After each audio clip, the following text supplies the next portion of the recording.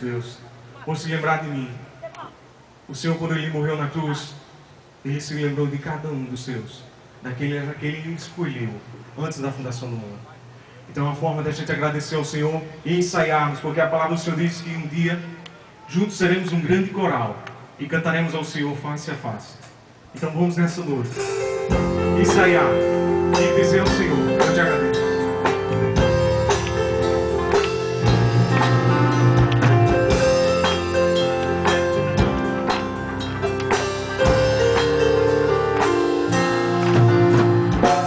Eu te agradeço, Deus, por se lembrar de mim e pelo teu favor, e o que me faz crescer.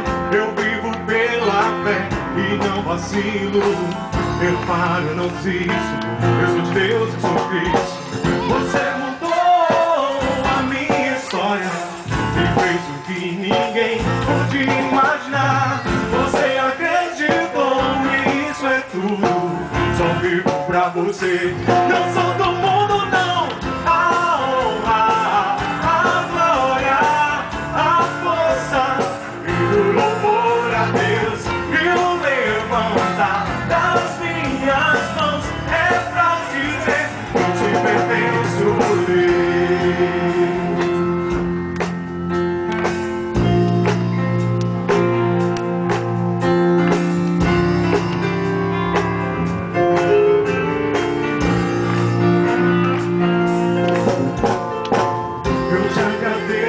Deus, que no deserto não me deixou morrer e nem desanimar.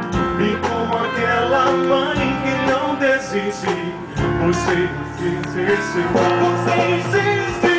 Você mudou a minha história e fez o que ninguém podia imaginar. Você acreditou e isso é tudo.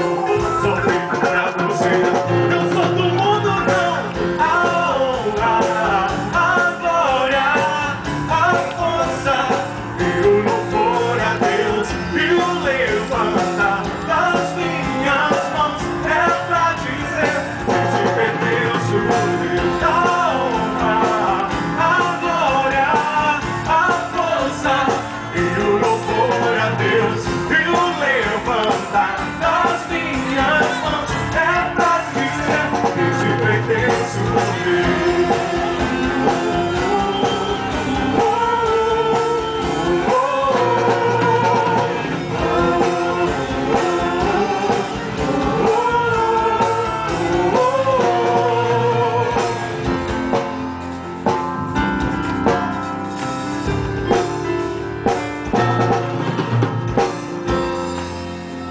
Amém?